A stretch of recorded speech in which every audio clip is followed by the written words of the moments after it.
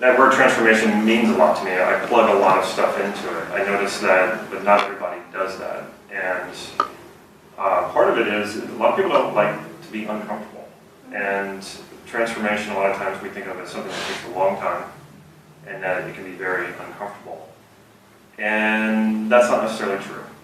And transformation doesn't necessarily take shedding a lot of tears and getting angry or yelling, and then suddenly, poof, it all changes, and or you have to suffer before it happens.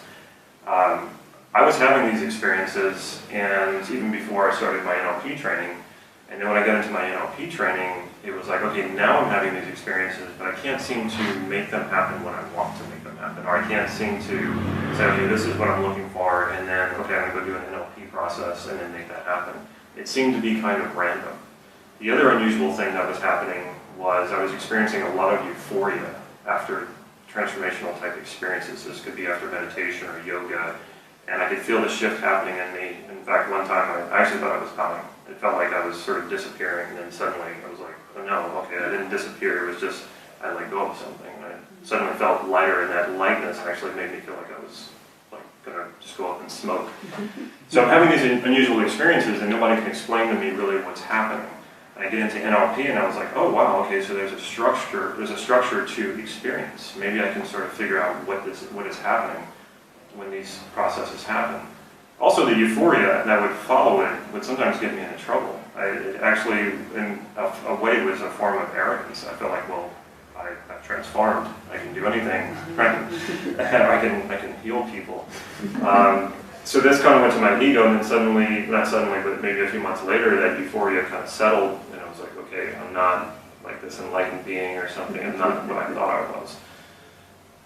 At the time that I came across this model, I had really hit a plateau in my NLP skills, and I was going to my mentors like Robert Dills and Judith Delosier, which is really convenient that I live in Santa Cruz. I can contact these people. And I was asking them, I was like, I don't know what's going on. I can't seem to sort of break through this ceiling that I find myself in. I feel like it's imaginary, but even though it's imaginary, I still can't get beyond it. And they didn't know what to say, but keep practicing, which is not bad advice. It's just it didn't help too much. I'm not going to go recap the whole story of how I met Steve Andreas, but I finally ended up coming face to face with Steve Andreas, and so I just started hitting him with lots of questions. I mean, this is a guy who's a legend. The interesting thing about Steve Andreas is that you couldn't have scripted his life better to be an NLPer. One of the things that pushed us in the direction in NLP of generative change and this idea that we're not broken people, we can start from this idea that we have everything that we need and then grow and develop and end our suffering and solve our problems. That started a lot with Maslow, Abraham Maslow. And Steve Andreas was studying chemistry, and there was this guy, Abraham Maslow, who was having these courses, and he didn't want people who had psychology training, or he didn't want people who were in the psychology field. He wanted random people who were from different majors, and he hand-selected Steve Andreas. It was really rather random, and so Abraham Maslow became his first mentor. And from there, he went and studied Gestalt therapy and learned from Fritz Perls. And this was before Bandler and Grinder probably even had heard of Fritz Perls. So this is before Bandler and Grinder started developing this technology. And he became certified in Gestalt therapy. He had been practicing that. And then he comes along and encounters NLP.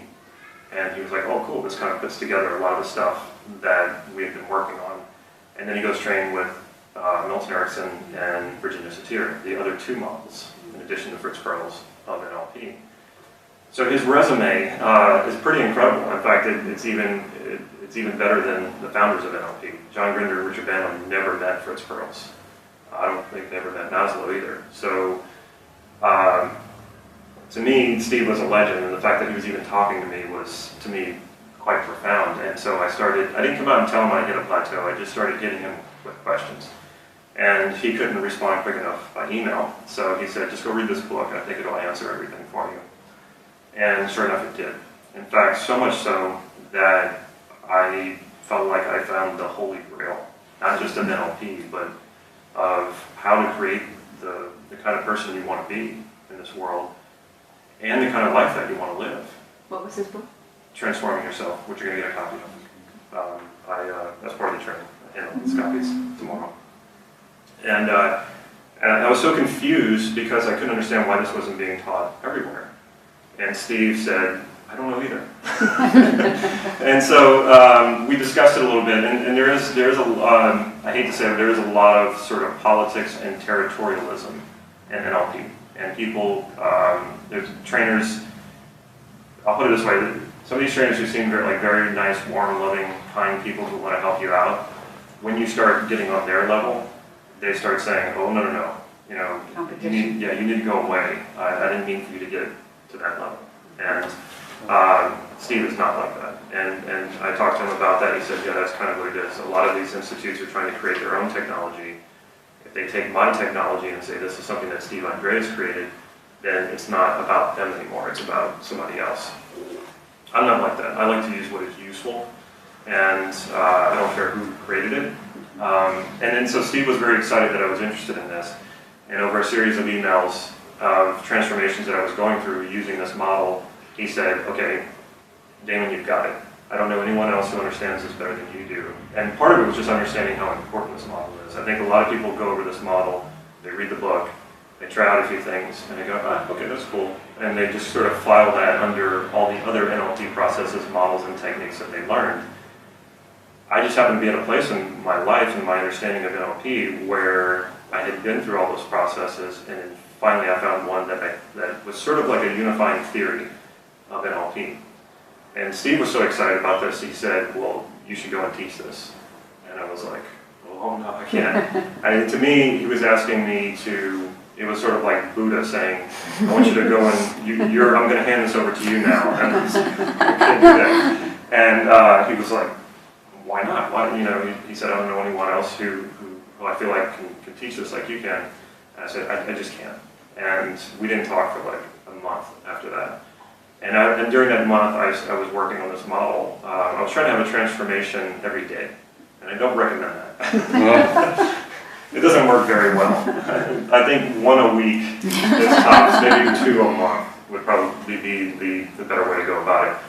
So I started writing him again and saying, okay, I'm trying to do this one a day, and it's not working anymore. He said, stop. He said, go take a break. And I did take a break, and when I came back from that break, some new realizations had come to me, and I said, yeah, you know what, I have to teach this. This is too important not to teach.